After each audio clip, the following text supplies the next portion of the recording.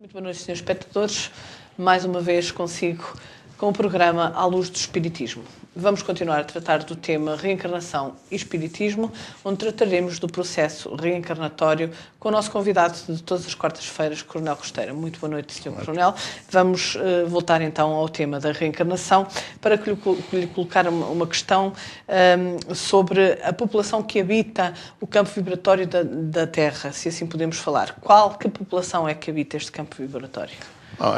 Nós não podemos sequer avaliar qual é o número de habitantes da Terra, porque é muito aleatório o número que é apresentado pelas organizações internacionais, mas que calculam que estarão a caminho dos 7 mil milhões, provavelmente tendo ultrapassado levemente os 6.500 milhões. Mas neste número a coisa já é de tal dimensão que é difícil avaliar o número exato. Não calcular que sejam à volta de 6.500 milhões da população na Terra. Os espíritos dizem, também não é um cálculo que eles possam afirmar até à dezena ou até à unidade, mas admitem em algumas fontes que possa andar pelo quádruplo, isto é, cerca de 24 mil milhões a 30 mil milhões. O que quer dizer que haverá, grosso modo, para cada reencarnado ou encarnado, haverá cerca de 4 desencarnados. Portanto, vamos situar uma população global em ordem dos 30 mil milhões. De alguma forma, isto tem a ver com a ascensão de espíritos de mundos primitivos ao mundo de expiações e provas, como é o caso da Terra, e também, embora um valor menos reduzido, que admitimos na nossa imaginação, que poderá também ser diferencial entre aqueles que vão sumindo ao mundo de regeneração. Portanto, calculamos que sejam entre 25 a 30 mil milhões que estão na zona vibratória da Terra. Estando cerca de um quarto da população reencarnada, como é que se processa todo este processo? Como é que se organiza a cadeia reencarnatória? Os espíritos reencarnam quando querem ou tudo obedece a um plano? Tudo. Nós acreditamos, todo mundo espiritual, tudo obedece a uma programação e um planeamento muito pormenorizado, porque nós na Terra temos uma pálida imagem do que é organização, do que é planeamento. Mas tudo no mundo espiritual, tudo em natureza está planeado, está programado. E, portanto, esse ciclo de movimentação entre aqueles espíritos que estão desencarnados, que estão, portanto, na condição de espíritos fora da matéria, e aqueles que estão na matéria, este fluxo, digamos assim, esta caminhada, com certeza que está programada e planeada. Mas nós temos que admitir, neste processo, que o número de espíritos que pode reencarnar a todo o tempo e o número de espíritos que estão na faixa de preparação para a reencarnação é uma diferença substancial. Portanto, temos que admitir que no ciclo de vida, uma média de 40 anos, quer dizer, só 40 anos de média de esperança de vida, só de 40 em 40 anos é que muitos espíritos serão substituídos por outros que reencarnam. Portanto, esta situação, de alguma forma, também tem presente que o tempo na Terra não é o tempo no mundo espiritual, quer dizer, para os espíritos encarnados, a passagem do tempo não se mede por dias e noites, ou por ciclos de volta à Terra, de volta ao Sol, do ano, mas sim por digamos, uma presença mais ou menos consciente, mais ou menos liberta da matéria, que os espíritos possam viver. Aqueles que vivem mais junto à Terra, com certeza que para eles dia e noite também existe, às vezes é só noite, embora alguns também seja só dia, só luz. Mas é evidente que varia muito essa situação do tempo. E, portanto, se dissermos que um espírito está 100 anos à espera para reencarnar, pode ser normal. Esses 100 anos não correspondem de todo aos 100 anos da Terra, na passagem do tempo no mundo espiritual. Mas, enfim, quer dizer, a espera é variável de acordo com o ciclo evolutivo, de acordo com o estado evolutivo de cada espírito. tentando analisar um bocado mais profundamente este processo, depois do desencarne, qual é o desenvolvimento da preparação para uma nova encarnação? Bom, o desencarne é variável, não podemos generalizar o estado evolutivo das pessoas quando chega, portanto, ao longo da vida física, ao chegar ao momento da passagem, é diferenciado. E, portanto, o que nós vemos é que há espíritos esclarecidos, há espíritos, enfim, vivem mais o bem, vivem mais o amor, vivem mais a mudança interior, a modificação de hábitos, a modificação de pensamentos, palavras e também as obras. Há todo um aperfeiçoamento e, naturalmente, ao aproximar-se do fim da vida física, a situação é diferente daqueles que estão mais agarrados à matéria, estão mais agarrados ao prazer material, ao vício, e não estão minimamente preocupados em evoluir, deixar de evoluir. E na Terra vemos uma percentagem muito elevada de espíritos que não estão a passar o tempo. Embora nós não podemos dizer que os espíritos materialistas não possam estar também num estado evolutivo grande, porque onde houver o bem, onde houver a caridade, certamente que haverá a evolução. E não é necessário ser ou cristão, ou budista, ou hinduísta para ser espiritualizado na sua conduta, no seu comportamento. Como diria um espírito ainda há pouco tempo, Eurípides Barçanufo, é verdade que não é só dizer que se segue o Evangelho, que se acredita no Evangelho, é preciso viver o Evangelho. Portanto, há muita gente que vive o amor, que vive a fraternidade, a solidariedade, em quaisquer faixas de crença, em quaisquer faixas vibratórias. Então, nós podemos dizer que, quando nos aproximamos da hora da partida, da hora da fronteira da morte, o nosso estado espiritual vai condicionar muito aquele que é a partida para o mundo espiritual. E, naturalmente, que as pessoas que se atêm ao bem terão um despertar, as pessoas que não se atêm ao bem terão outro despertar, sendo que aquelas que se atêm ao mal terão um despertar, às vezes, muito, muito violento e muito dramático. Mas, normalmente, a libertação do corpo físico dá sempre um tempo de intervalo, de interregno, porque as vibrações são diferentes, deixa de haver a atração física, deixa de haver a vibração física para o espírito. E, portanto, a mudança é substancial. Nós temos pessoas que acham que os espíritos se manifestam logo no dia seguinte à morte, ou até no próprio dia, ou até ainda no cemitério. As coisas não são assim tão fáceis como isso, porque o estado de sonolência, como a gente adormecer à noite e durante o sono, se não tiver um sonho que às vezes ao despertar recordamos, durante o sono a gente não se lembra de coisa nenhuma. Quando é a morte é um adormecimento mais intemporal, quer dizer, demora mais tempo. E a pessoa pode despertar alguns dias, pode ser alguns meses e até alguns anos depois. Tudo depende do ciclo de vida planeado, porque quando a gente vem à Terra, o trajeto que a gente vai percorrer depende daquilo que nós fizemos antes. E isso pode ser, enfim, limitado a 30 anos, 40 anos, 50 anos, 60 anos, ou a 5 dias, ou a 5 meses, porque tudo depende daquilo que nós vimos fazer no complemento de vida anterior ou num processo evolutivo. E, portanto, há uma diferença significativa de despertar. Naturalmente, embora havendo para todos um tempo quase de adormecimento, de adaptação ao mundo espiritual, há muitos espíritos que não conhecem logo à partida o seu novo estado. Ao despertarem, sentem-se no seu corpo, porque é o corpo espiritual, sentem-se vivos porque não morreram. E muita gente faz a ideia que a morte é uma coisa terrível e não é assim como se parece, é como despertar do sono.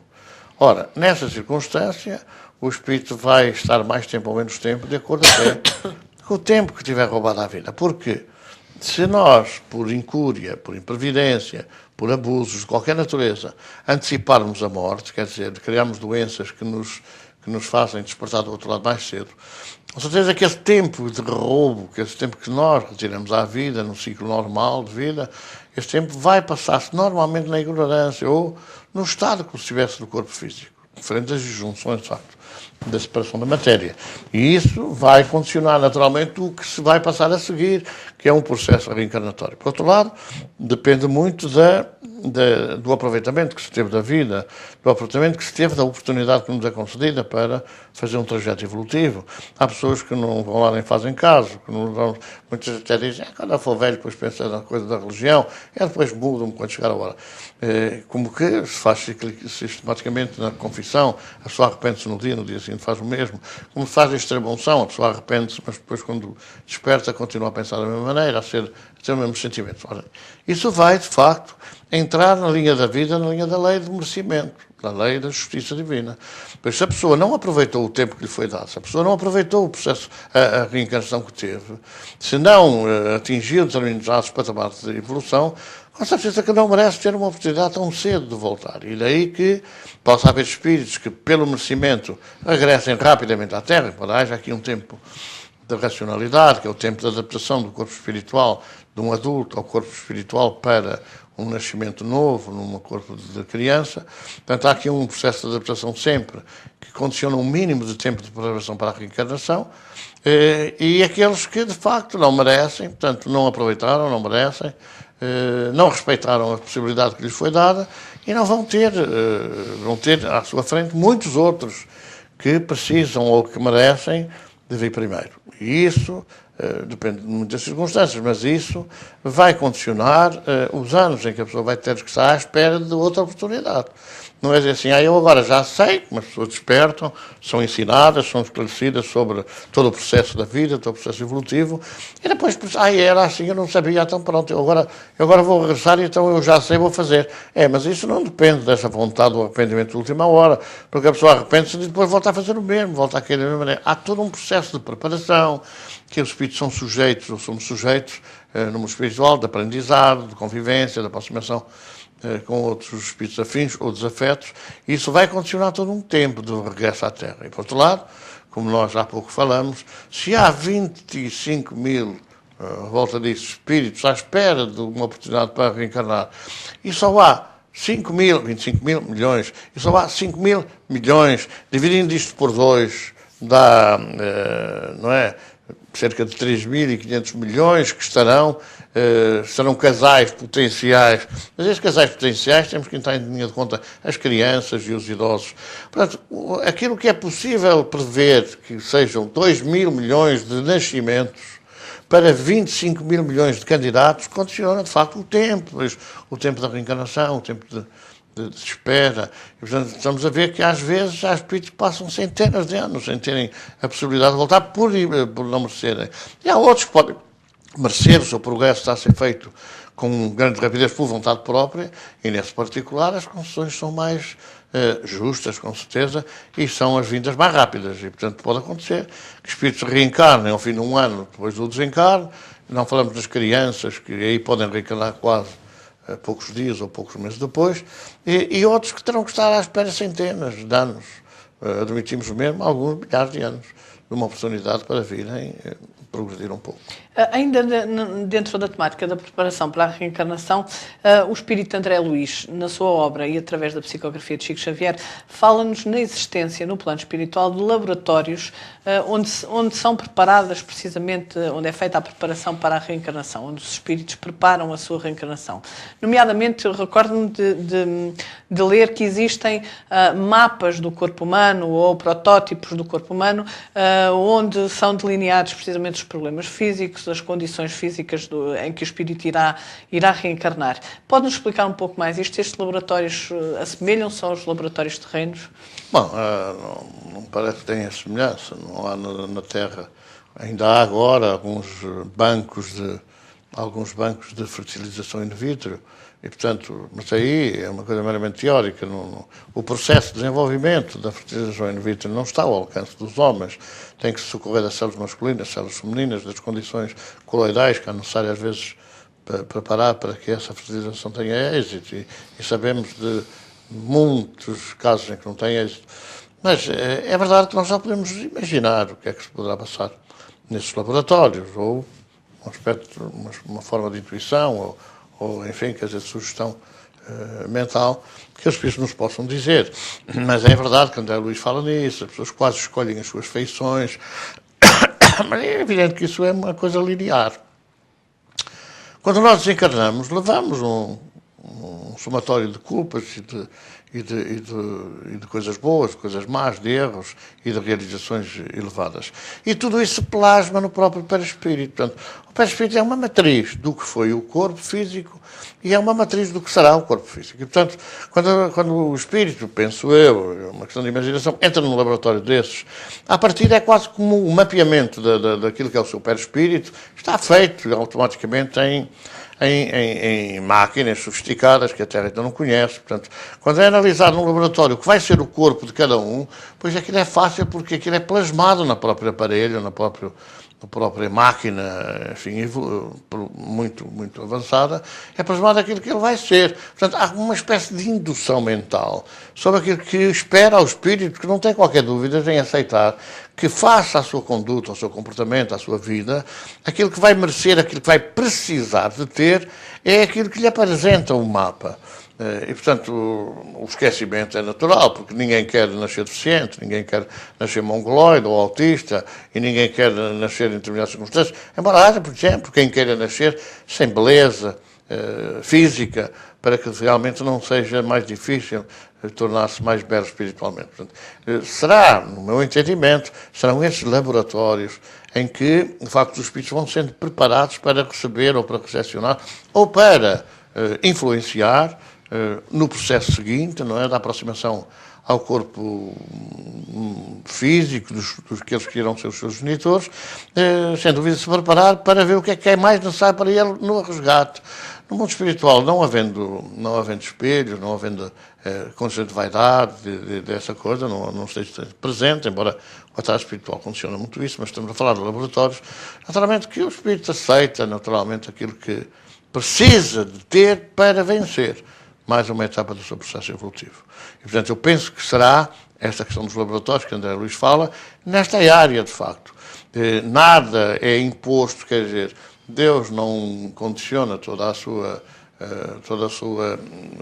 digamos assim, criação, e neste particular nos laboratórios do mundo espiritual, há uma punição, uma imposição.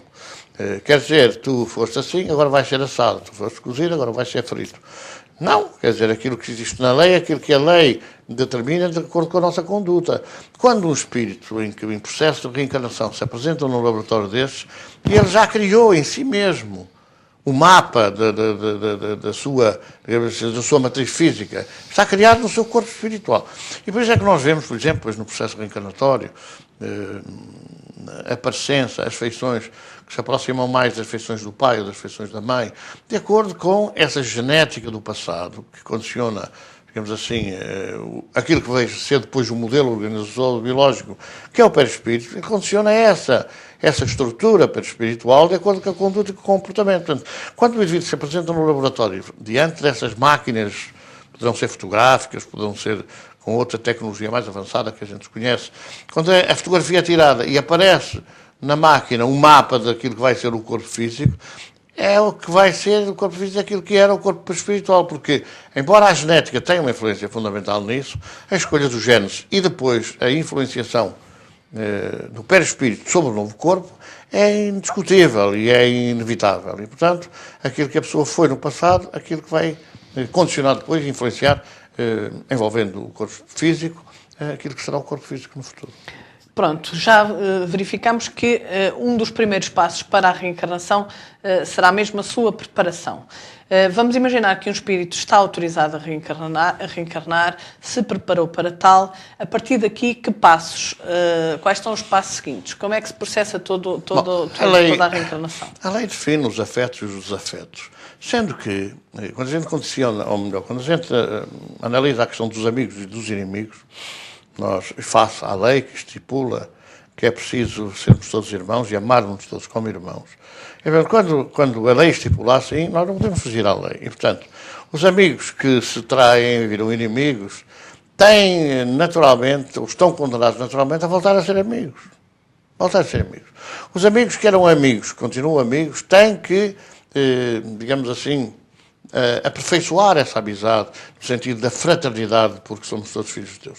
E, portanto, esta condição da lei é inevitável. A consanguinidade pode facilitar a realização destes dois objetivos. Primeiro, melhorar essa fraternidade, essa sintonia vibratória, essa afeição, ou pode fazer com que os desafetos se aproximem, porque no esquecimento das coisas do passado, a consanguinidade pode facilitar a aproximação e, naturalmente, como é inevitável, que os inimigos voltem a ser amigos. Ora, nesta perspectiva, não depende de cada um escolher, eu quero ser daquela família, porque se a lei diz que não merece, não vai ser. Ou eu não quero ser, porque não simpatizo, porque tenho problemas, porque tive graves... Peço desculpa interromper. Quer dizer que a escolha da família também é programada, não é aleatória? Também é programada. A programação não envolve apenas uma só vida. Não apenas uma só vida. Há todo um processo reencarnatório que se espalha por várias experiências concedidas. E, portanto, se chegou a hora de uma aproximação com os desafetos, pois isso vai ser uma condicionante.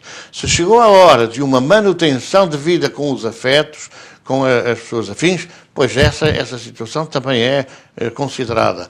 Mas pode essa hora chegar só daqui por 2 ou 3 experiências. Pode na próxima experiência o merecimento não ser, digamos assim, suficiente para permitir que, por exemplo, 2 afetos se liguem outra vez, mas pode ser na outra vida a seguir. Ou pode ser conveniente que os desafetos não sejam já nesta, possam ser na próxima. Tudo isso é feito um planeamento, numa questão intemporal. Para nós, eu quero já ser agora, mas eu não mereço, não posso ser agora. Vou fazer por ser na próxima. Há pessoas que dizem, eu não encontro a minha alma gêmea. Esta não é a minha alma gêmea. Essa questão da alma gêmea é uma questão muito discutível. E não, propriamente há não sei quantos milhões de almas gêmeas. São aqueles que são criados ao mesmo tempo por Deus. Mas essa questão dos afetos, o meu amor não é este, não está cá, ainda não veio, isso é muito aleatório. Não é bem assim que essas coisas passam. Agora, naturalmente que aquela ansiedade de viver com quem se gosta é grande, mas pode não haver merecimento por qualquer razão, por erros passados que a gente cometeu. Ou pode ser necessário, não ser agora, mas pode ser agora aproximarmos de outros que foram afetos que a gente traiu. Portanto, tudo isso está, de facto, assinalado na lei, de acordo com o merecimento. Se eu precisar de fazer as pazes com alguém rapidamente, e, portanto, avançar no processo evolutivo, e merecer, aí eu é permitido sintonizar com as faixas desafetas e aproximar-nos e resolver o problema. Mas se ainda não for agora, até se não for conveniente, porque talvez ainda não haja uma aceitação na carne, ainda não vai haver essa aceitação fácil, então a bondade de Deus permite que se adie por mais uma vida e depois a seguir isso possa passar. Agora, essa escolha é sempre marcada pela lei do merecimento. Sempre. Se a pessoa merecer e desejar, consegue. Mas se a pessoa desejar e não merecer, não vai conseguir ali, pode conseguir mais. Relativamente a esse assunto, portanto, da família que se programa ter, eu recordo-me de ler, julgo que também na obra de André Luís, que muitas das vezes os espíritos se reúnem no plano espiritual antes de constituírem família no plano físico. Portanto, marido, mulher, filhos, será assim? Em circunstâncias de merecimento, é. Mas se não há merecimento, não é. Por exemplo, André Luís também fala nisso, na capacidade, dentro daquela que é a evolução, de a pessoa plasmar a casa que gostava de ter, plasmar os mobílios, os mobiliários, etc. E tal. Mas isso não é generalizado, não pode dizer assim, toda a gente vai plasmar isso, toda a gente vai ter móveis que até dá gosto de ver, etc. Não, esse pode ser plasmado porque penso, logo projeto. Ao projetar, é uma projeção fluídica, não é? No mundo espiritual. Quer dizer, as pessoas começam-se a reunir por merecimento, e então aquilo que mais ou menos as envolve em comunidade pode ser conseguido. Mas se houver merecimento, e mesmo assim, isso não é afirmativo no sentido de se passar na Terra exatamente isso. Porque, embora possa, na questão dos nascimentos, isso ocorrer, possa, e nem sempre ocorre, porquê? Porque muitas vezes nós, ao mergulharmos no corpo físico, nós alteramos esse circuito, esse círculo. Nós conhecemos, por exemplo, pessoas que namoraram anos e anos e anos e anos e acabaram por não se consorciar e não serem felizes nos outros consórcios, nas outras ligações matrimoniais que tiveram. Às vezes as pessoas, deixam-se prender pelas coisas da terra e distraem-se naquilo que são os compromissos do passado. E vão adiar seguramente um processo reencarnatório, portanto, mas às vezes até acontece que vêm filhos adotados sem se esperar, e são filhos de regresso a um determinado ambiente familiar. Portanto, tudo isso é condicionado pela lei do merecimento. Se merecerem, aproximam-se. Para se aproximarem, se reúnem-se na preparação, digamos assim, do convívio que vai ser na Terra. É então um processo ainda bastante longo. É um processo longo. Às vezes pode ser um processo, porque nada isto é imutável, não é? O processo pode ser repentino, vamos supor.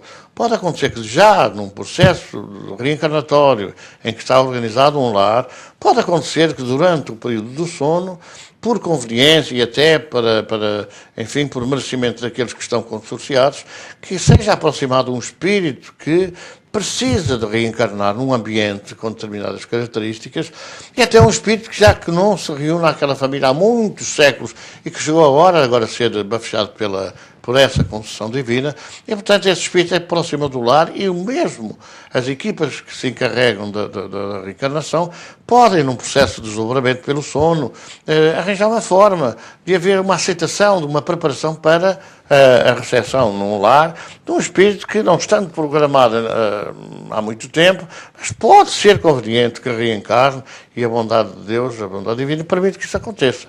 Mas normalmente, ou melhor, muitas vezes, muitíssimas vezes, nós torcemos a caminhada. Nós, na Terra, depois distraímos-nos. Havia toda uma indicação de que seria com a A, B, C, D a reunirem-se, e de repente nós desviamos, ou porque o noivo separa-se e arranja outra coisa e desvia-se do seu caminho, ou porque a noiva faz o mesmo, e depois acaba por haver ali alguma infelicidade, acaba por não haver uma grande sintonia, e isso vai ser seguramente adiado para outras situações futuras.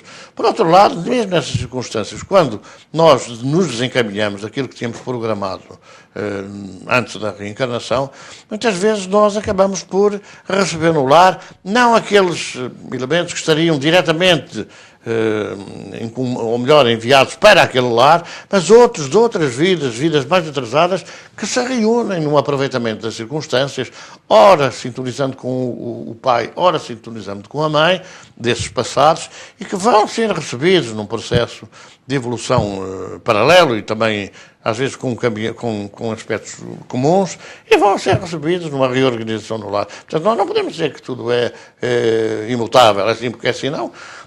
Embora nós nos desviemos daquilo que tínhamos programado, tínhamos planeado, a divindade é de tal maneira boa, ou melhor, o bem é tão imenso e a bondade tão grande, que permite sempre esse reajustamento, porque a vida é eterna, as experiências é que vão variando. Daquilo que tenho vindo a perceber das suas palavras, o espírito aproxima-se do lar, onde vai reencarnar muito tempo antes da fecundação? Depende das circunstâncias, não é? Pode haver casos que a aproximação seja, digamos assim, quase... assim, Deus aproveita-se, já ouvimos essa conversa, Deus aproveita-se de uma oportunidade, de uma violação, e aí vai um espírito a correr. Não, tudo isto tem uma programação e um planeamento. Agora, a aproximação pode, ainda que planeado no mundo superior, nós não podemos agora entrar nessa profundidade, estudo de Deus, como é que Deus acha que vai ser, o que vai ser, os desígnios dele são insondáveis. E, portanto, nós não podemos estar agora, o que é que pensam, o que é que pensar, somos minúsculas gotas no meio de um oceano de amor. Mas o que é facto é que esse planeamento pode ser programado, e nós desviarmos, pode ser uma programação mais recente, de acordo com a evolução das coisas. Agora, a aproximação dá-se de acordo, como diz André Luiz, de acordo com os tempos que estão previstos para que isso aconteça. Por exemplo, se a família está reorganizada no mundo espiritual e depois vêm aqueles que vão ser pais e tal, vão se aproximando, depois vão se aproximando naturalmente pela sequência prevista ou planeada, os espíritos que vão reencarnar de acordo com o timing. E, portanto, o primeiro vai no tempo próprio aproximar-se, depois vem o segundo, o terceiro, aqueles que estiverem programados de reencarnar. Ora, essa aproximação, naturalmente, que é anterior ao ato, digamos assim, da fecundação. vai frequentemente a mãe andar acompanhada e o pai desses espíritos em processo que vai naturalmente desenvolver a reencarnação. E há situações em que a ansiedade do espírito reencarnante influencia a mãe ou influencia o pai. Há situações em que o espírito tem paciência, aguarda, e é o adiamento que o pai ou a mãe preferem fazer de receber o espírito no seu lar, através da maternidade, que vai condicionando às vezes até a situação de ansiedade do espírito reencarnante. Portanto, não podemos dizer que é dois casos ou dois casos iguais, não, são todos casos diferentes. Poderão ser muito semelhantes, muitíssimo semelhantes, quando se trata, por exemplo, de gêmeos, ou quando se trata até de situações em que esse gemelializar vem mesmo com corpos físicos ligados. Portanto, é todo um processo que mais proximidade. Mas, naturalmente, que a aproximação dos espíritos é diferenciada e temos diferentes também. É claro que depois essa aproximação, o envolvimento, a presença no lar, o andar abraçado à mãe ou abraçado ao pai, digamos assim, nesta misturada de vibrações que depois na Terra, depois já no processo depois do nascimento se vai verificar, que é todo um planeamento do mundo espiritual superior e que é um planeamento absolutamente excepcional, mesmo quando essas, por exemplo, há deformações físicas, há debilidades orgânicas, etc., que vêm surgir, mesmo assim é um planeamento, não de acordo com castigos, mas de acordo com as necessidades que o espírito reencarnante tem de se dotar de um corpo físico. E após a fecundação, como é que se processa a reencarnação, a ligação do espírito ao corpo? Eu costumo dizer isso, as pessoas poderão discordar desta forma, é quase como uma osmose, quer dizer, uma absorção espiritual, ou falando em terminologia médica, é uma osmose psíquica, sendo que a psique é o espírito, portanto, eu digo que é uma absorção espiritual. Quer dizer, quando o espírito se aproxima dos pais do lar para reencarnar, a matriz está definida, quer dizer, o que é que o corpo tem que ter para ajudar o espírito a evoluir? O que é que o espírito precisa de encontrar para se fazer essa evolução, por exemplo, deixar manchas de doenças graves que foram conducentes a suicídios ou manchas de homicídios, não matar ou causar outro dano no corpo ou na alma assim ao próximo. É uma condicionante que fica gravada e, portanto, o perispírito vai ao aproximar-se do lar, vai condicionar, porque está ali gravado aquilo que o corpo vai precisar de ter logo. O corpo tem que ser constituído de acordo com essa necessidade. E, portanto, vai o espírito projetar nas células em marcha, seja a maturação do óvulo, seja, digamos assim, a criação das células masculinas, não é? O lançamento das células femininas nas células masculinas para a ligação dos gametas masculino e feminino no processo da fecundação. Portanto, todo esse processo sem que o espírito seja ali, vou fazer isto, vou fazer aquilo, é uma projeção daquilo que está gravado no perispírito do espírito reencarnante. E, portanto, as influências do ovo a maturar e dos espermatozoides a marcharem mais rapidamente para o baile do amor, na ligação macho-fêmea, isso é uma projeção do próprio perispírito do reencarnante. As células que maturam femininas não são umas quaisquer. Não é a terceira, nem a 50ª, nem a 100ª. É aquela que o espírito reencarnante, através do seu perispírito, influenciar como matriz necessária ao corpo em organização. Essa ação tem a participação do mundo espiritual superior, pois claro que tem, porque há equipas que conduzem, que orientam a reencarnação, que vão também ajudar nesse processo, digamos assim, de desenvolvimento magnético-mental. Por outro lado, as células masculinas que vão ser impulsionadas, ou a célula masculina que vai ser impulsionada para o salto quântico através para a fecundação, também é influenciada por essa condicionante orgânica, ou melhor, semi-orgânica ou semi-material do corpo espiritual, sempre com a participação daquilo que poderão chamar-se os engenheiros siderais, que tratam exatamente da genética do nascimento, dos ADN espirituais ou perispirituais. E, portanto, esse é um processo que não envolve a vontade do espírito, que não há nenhum espírito que quisesse nascer cego, por exemplo, embora Jesus tenha dito que ele, se foi objeto de escândalo, é melhor arrancar os olhos antes de nascer de novo. E, portanto, mas não depende, porque ninguém quer nascer cego, mas precisa de não ter a vista, se precisa não ter a vista, essa necessidade espelhada no perispírito vai influenciar os genes que depois vão continuar no corpo nessa área. Ora, essa aproximação vai sendo, ou vai estando a ser feita, até ao ato da ligação dos gametas, do masculino e feminino, para um processo depois da meiose e da multiplicação das células no corpo humano.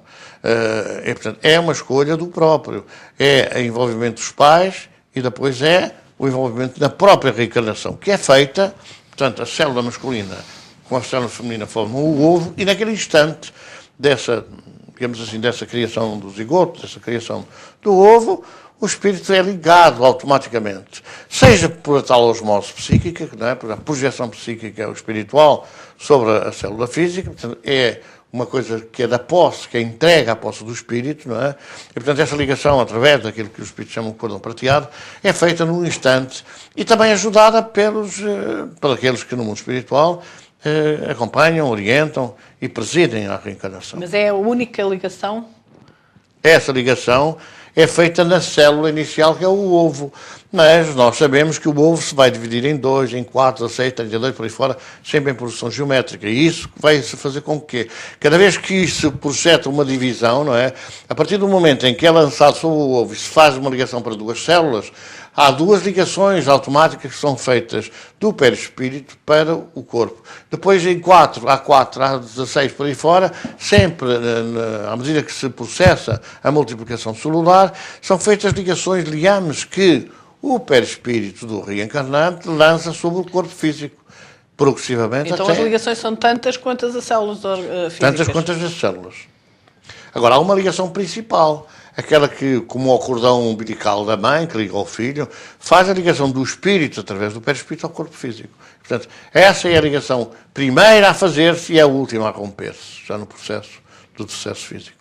Para podermos terminar, e daquilo que depreendi da resposta anterior, é então o espírito que influencia toda a genética, toda a hereditariedade defendida pela ciência. Sem quaisquer dúvidas. Se assim não fosse, não havia justiça divina. Quer dizer, aquilo que a gente dizia quando era miúdo, Deus castiga sem pau em pedra, ou os desígnios de Deus são insondáveis e não se podem discutir, é doente, é aleijado, é são, é inteligente, é pobre, é pé. Quer dizer, isso não há desígnios de Deus, é um merecimento de cada um que condiciona todo o processo de reencarnação. Não é propriamente nenhum arbítrio de Deus. É o nosso arbítrio em liberdade ao construirmos do passado determinados caminhos que a gente tem que percorrer. Portanto, isso é a justiça funciona assim. A cada um será dado segundo as suas obras. É uma frase absolutamente indiscutível de Jesus. Alguns irmãos às vezes perguntam, mas afinal, como fizeres acharás, onde é que está escrito? Se a cada um é dado segundo as suas obras, aquilo que as pessoas obram, fazem, têm a consequência. Portanto, aquilo que recebem foi aquilo que fizeram. O que fizeram, vão achar. Portanto, é um processo absolutamente indiscutível. Mas eu só sou cego, metade de um olho, o outro é dos dois olhos, porque cada um é dado segundo as suas obras. Mas eu começo a ver mal aos 50 anos e outros só aos 90, porque cada um é dado segundo as suas obras. E se as suas obras são só de um limitado tempo, só serão nesse tempo as consequências. Mas se as suas obras são num tempo inteiro, as consequências são num tempo inteiro. Porque cada um recebe de acordo com aquilo que merece. Vamos ficar por aqui. Eu sugeria que no próximo programa, antes até de um programa de respostas aos nossos espectadores, pudéssemos falar ainda sobre este tema acerca da vivência da gravidez, da vivência da gestação, por parte também e por parte do espírito, mais a nível espiritual e não físico. Poderá ser. Então, até à próxima quarta-feira. Esperamos por si. Quanto a si, senhor espectador, relembro o nosso e-mail, asceviseu@gmail.com, para onde poderá dirigir as suas questões, que serão respondidas num outro programa a seguir ao próximo. Até à próxima quarta-feira, se Deus quiser.